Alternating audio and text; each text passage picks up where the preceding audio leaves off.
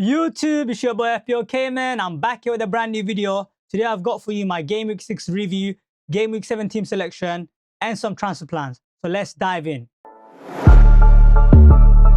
So just to recap, boys, I was on wildcard Game Week 6. If you watched the FPO Roundtable podcast, you would have known. I did show you guys my wildcard draft. I also showed you guys on my deadline stream. There was a lot of chaos about whether it was going to start or not because there was an injury doubt. People are tracking his hotel and everything. It was insane. And the funniest part of it all is the fact that he blanked. Arsenal did end up conceding 2 goals versus Leicester. Who would have seen that coming? I mean, people that were tripling up, doubling up on Arsenal defense. I mean, that's a stinker, right? But look, I think they will be rewarded at the end of the day. In the long run, Arsenal do look good defensively, and they do have great fixtures coming up. I ended up to go with Sanchez, as you guys can see, and he only ended up with 2 points. Do I regret it? Not really, because there wasn't that many options available to begin with. You had Sales, you also blanked. You had, you couldn't go for the Brighton goalkeeper or Flecken. They all blanked, to be honest. None of them kept a clean sheets. Moving on to our defenders, Gabriel with the 1 pointer, as I already said. Arsenal, absolute stinker, considered 2 goals versus Leicester. No one saw that coming, but I was glad, as I said, I didn't go with double or triple Arsenal defense. So pretty happy with that. as much as he's got 1 point. But hopefully in the future, he can get a bullet header because he has returned twice this season for me. So he's my hero. So I don't think I'll be removing anytime soon. Moving on, we got Lewis, 2 points. That was disappointment, I'll be honest. Man City again considered a stupid goal because of Edison Penn, right? Look, I don't think Man City keeps that many clean sheets, even though they have good fixture on. But with Lewis, the whole reason why we went for him as a punt is because of his attacking potential. I mean, the position he was playing was insane. Again, he played, in the midfield, in Rodgers' position. We thought he was going to play, the right back and invert into the middle. But Kyle Walker did start, and he again had another stinker. So let's hope that, in the future, Lewis does start on the right back position, which is not a natural position, and inverts into the middle. And that's where he, excels. Even in the Champions League, he had an assist where he gave it to Haaland, and he looked really good in the Champions League. So yeah, the only downside is that he did play 90 minutes. So there are some doubts around his minutes. But, that's why the whole reason why we have backup in Mikalenko. So we'll see. Not too pleased with 2 points, as I said. So, hopefully there's some attacking returns in the coming future. Moving on, we got Kanate, hero of the game week. A lot of people ask me why I went for Kanate. To be honest, 5.2 right now. When I got him, it was 5.1. It was, to be honest, a no-brainer. To get a Liverpool defender for 5.1 who's nailed 90 minutes, really good from set pieces. He had an assist in game week 5 and now going game week 6. He has had more returns than Trent this season. He's a sleeper pick. And to be honest, he was kind of a saving grace for me in this week.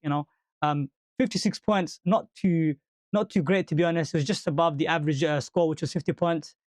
Just about managed to retain my rank. I think I lost about 4K. I was 9K going into game week 6. So not too shabby. And that's one of the big reasons is because of Kanate, to be honest.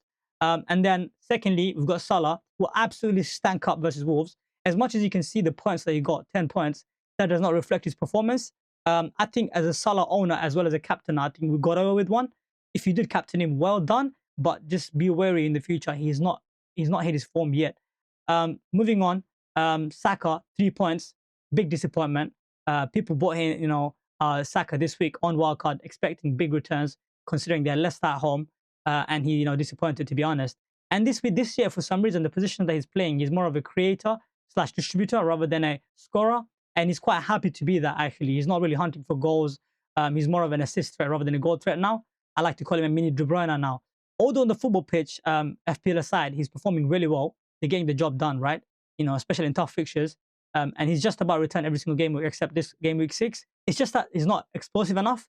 That is the reason why I think the likes of Foden and Palmer will most likely be, picked ahead of him in game week 7, especially the people that are on wildcard. So yeah, big disappointment with Saka, but it is what it is. He's got great fixtures coming up. Hopefully he can get return there. And then you got Mbeumo again, who keeps returning. Absolute locked on my wildcard. 9-pointer. Brentford look amazing, especially in the first 10-15 minutes. They always seem to get a goal. I hope he can sustain that and continue. He's on 90 minutes pens and everything, so I hope he can keep that up. And then lastly on midfield, we got Semenyo, 7-pointer. He looked amazing. He had one solo goal, pretty much, did it all by himself. No one, created for him. That's the great thing about Semenyo. He can create, something out of nothing, right? So he's a great player with talented. He's a great player who's very talented and can always get an attack and return regardless of the fixtures. So yeah, moving on to our forwards, big disappointment to be honest. Haaland blank, DCO blank, Wood blank. To be honest, I expected either one of DCO to Wood to blank anyways, but I didn't see the Haaland blank to be honest, especially when I went against him as a captain. I was considering that, look, Haaland, there's no Rodri, there's no KDB, who's going to service him versus Newcastle. But still, there was a fear factor when I was watching that Newcastle game that, look, he can still get something, right? But luckily, he blanked.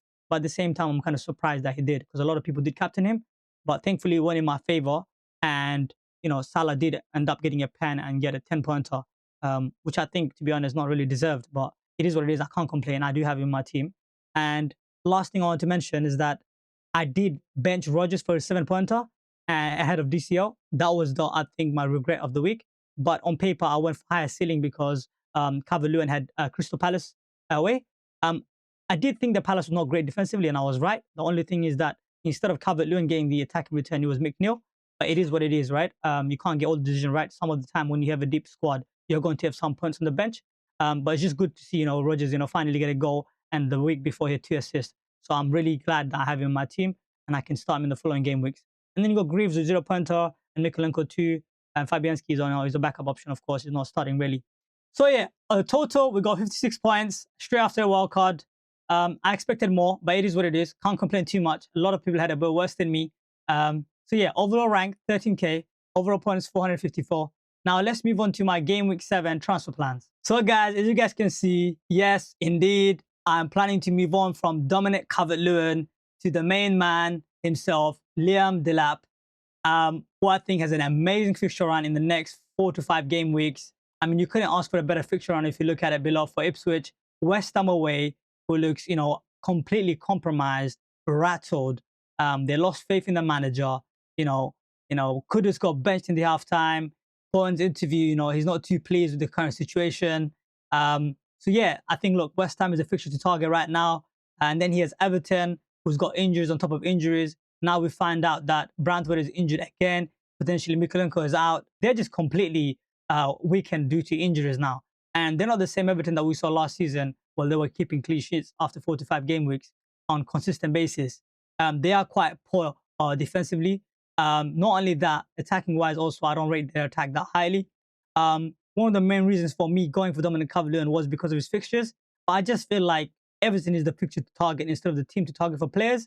And Ipswich, they looked so good. They had a really tough fixture to begin with Manchester City, Liverpool. I just feel like, look, now they've, they had their tough run of fixtures already, got used to the Premier League somewhat, and they put up a, beautiful performance versus Villa at home. They got points from them. It was 2-2. Liam Delap scored an amazing goal. Nice step over, to send the defender to the right and then come on his left foot and finish. Absolute class from him. He did play for Manchester City Academy. And look, I just have a lot of faith in him that I think he can, attack. He can get a lot of attacking returns in the next 4 to 5 game weeks. Look, in terms of fixtures, some would say, look, there's not too much in it. Dominic Calvert-Lewin just has as good of fixtures as Liam Delap.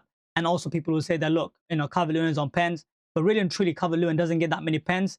And Everton last season, he only scored 2 goals for Everton. And I think they only had like 1 or 2 pens last season as well. So Everton is not a team where they win a lot of pens either. So I don't think that's enough of a justification for me to keep Dominic Calvert-Lewin, especially considering they have Newcastle. And I guess Ipswich is a good fixture that people want him for. And then Fulham at home. Fulham have been looking really good defensively this season, actually. So I don't even think that's a fixture for Everton to attack. And then obviously, yes, Southampton, West Ham, and Brentford, which are good fixtures on paper. But look, football is not played on paper. Football is played on grass. And that is the reason why, my friends, I am looking to go for Liam Delap, who has West Ham away, Everton at home, Brentford away, and Leicester at home, following with Tottenham away. The man has an amazing fixture run. I would argue that he has a better fixture run than Everton for the next 5 game weeks. I mean, look, in terms of Ipswich as an attack, one could argue that it's not as one could argue that it's not better than Everton. But I think, look, if Ipswich was to get anything, it would most likely be through Liam Delap. Like, most teams will attack Ipswich and there'll be space behind, and he could take advantage of that. He's quick, he's strong, and he's very skillful, as you guys saw in the weekend what he done against Villa. And I don't think it's a knee-jerky move because of the player that he is. He already has 3 goals in the Premier League, and I think there's more to come. And I don't want to be the one that's missing out. And lastly, the last thing to mention is the fact that he only costs 5.6. He used to be 5.5, but he went up in price, whereas Calvert-Lewin costs 6 million. So there is some money value that you can gain, and you can maybe invest that money somewhere else. So yeah, these are the reasons why I'm looking to do this move. I'm 90% there. Tune into my deadline stream to see if I actually do go ahead with this move. But I'm quite very, very close. I'm quite very tempted, I'll be honest. I just think that, look, I don't see the upside with Dominic Calvert-Lewin. I heard his stats from Raptors FPL Therapy podcast. It says that Dominic Calvert-Lewin is the worst striker in terms of finishing and converting his chances in the Premier League history.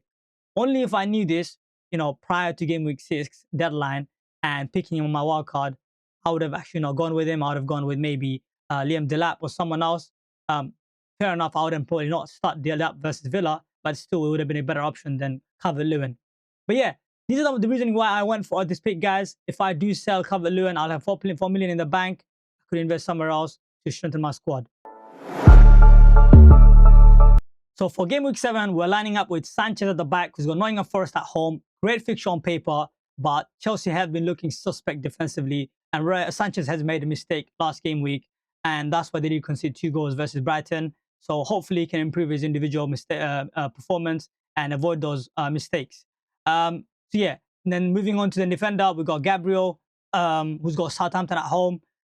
Look, I think it's a great fixture for clean sheet. Although they consider versus Leicester, I don't think they'll consider against Southampton. So those with double and triple, Arsenal defenders, I do think you should be confident that they get a clean sheet this week. Southampton has been looked really, really poor against even versus Bournemouth. So I can only imagine what Arsenal will do. So yeah, let's hope that he gets not only clean sheet, that also gets attacking return too. Moving on, the next defender we have is Lewis, who's got Fulham at home. Again, I don't think they keep a clean sheet, to be honest. But let's just hope he starts and gets an attacking return, because that's the whole appeal for Lewis. He's a big differential. Considering his ownership, I think he's still around 11% owned.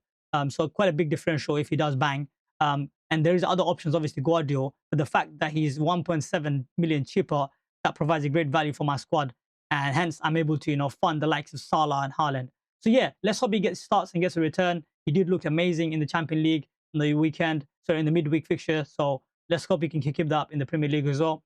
Moving on, finally we have Konate, Liverpool defender for 5.2, absolute bargain. Crystal Palace away. I do see a clean sheet there, to be honest. Palace have not looked that great this season, and I do think that there is a potential for clean sheet as well as maybe an attacking return. Moving on to the midfield, we have the king, the Egyptian king himself, Salah, who's got Crystal Palace away. As I already said, Palace has not looked great defensively or attacking wise, and I do think they're a fixture to target. And Salah, away to Palace, he's a great record. I think he's scored like 4 goals, 3 assists or something. So far, he's been in the Premier League when he faced Palace. So it's a great record. And hopefully, he can add to that tally come this weekend. And yeah, you can never go with King Salah, right? Although I should add the caveat, though, he has not looked, in his prime form individually, but Liverpool as a team has been amazing. Moving on, next midfielder, we have Saka, who's got Southampton at home. As I said for Gabriel, although they didn't get clean sheet last week, I hope that, Saka can all get the clean sheet point as well as potentially get an attacking return too. I do have my worries, though. People are captaining Saka versus Southampton, even though he blanked versus Leicester. So I would say if you have the likes of Salah and Haaland, do consider them over Saka, because Saka is less explosive compared to the likes of Salah, Haaland, or Palmer. So yeah, Southampton at home, I'm expecting at least an assist or 2, potentially with bonus points and some clean sheet points. So yeah, moving on, we've got Mbemo, who's got Wolves at home, who's just been he's keep on returning. Look, I think he can get another attacking return versus Wolves, especially the fact that he's playing at home. He's on 90 minutes set pieces, corners, playing number 9 now. As a striker, look, if they were to score, most likely it will be Mbemo. He's carrying that team on his back right now, so that's an absolute no-brainer pick. And if you don't have him in your team, I would strongly consider bringing him in, to be honest, because he does have a great fixture on from game week 7 onwards. And then we have Semenyo, who's got Leicester away. This was the whole point of bringing Semenyo, to target that Southampton and Leicester fixture. He did deliver versus Southampton. Now it's time for him to deliver versus Leicester. As I said, he's a great player. He's got very good. He's got an amazing talent, and I do think that he could be a potentially a season keeper that can be rotating with the likes of Rodgers and your Wood and obviously Delap and whatnot. Moving on, lastly, we got Rodgers, who's got Manchester United at home. Yes, it is my team, and I am starting him versus my team because I do not think we're good defensively or attacking wise. We're in absolute shambles, and I think that Villa could completely destroy us.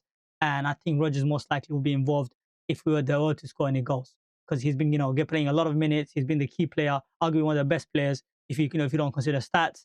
He's he's the ball carrier, the creator. He facilitates the whole offense for them. So yeah, I think he's a key player that when they do get attacking returns, most likely he will be somewhere in shape or form will be involved.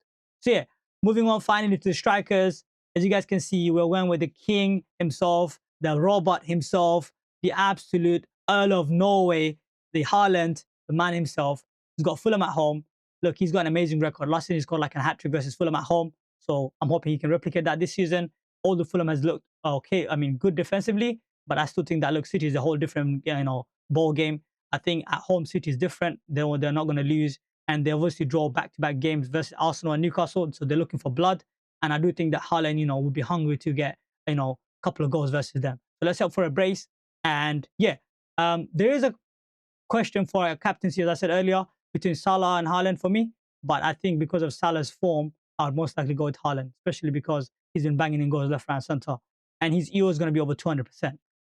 Finally, the differential of the week, my transfer punt, whatever you want to call it. The man I'm keeping a lot of faith in is Delap, who's cost 5.6, who's got West Ham away, the fixture to target. I'm 90% there, as I said, I've not made the transfer yet. I could, come deadline, potentially, be hesitant and not go for it. As I said, if I do go with it, I'm quite excited for this pick. West Ham away, I do think that there's a chance for him to get attack and return. And as I said, Ipswich, if they were to get any attacking returns, it would most likely be probably from Delap. So yeah, moving on, we do have Fabianski as a backup goalkeeper. And then we have Wood, who's got Chelsea away. And that's why he's on my bench. Some people can say, he could start him ahead of Rodgers, but I don't think so. Some people could say, why not start Wood over Rodgers? I would say that, look, Rodgers has more potential considering how poor United has been. So hence, I'm benching Wood. And then we've got Greaves West Ham away and Mikolenko Newcastle at home. Mikolenko is last on my bench because apparently there is a rumor that he's injured. So yeah, this is how we're lining up. I have 0 free transfers left if I do make the TCO to Delap move, and I'll have 0.4 in the bank, and the squad value will be 101.7 million, which is not bad, to be honest. So yeah, let me know what you guys think. This is how I'm lining up. The squad looks pretty good, but one thing I want to repeat again, although the team may look good on paper, they're not necessarily always going to return. Sometimes it's not just about how good the team looks on paper. It's about whether they can deliver on the pitch or not. So yeah, let me know what you guys think. Make sure to comment, like, and subscribe. And peace out.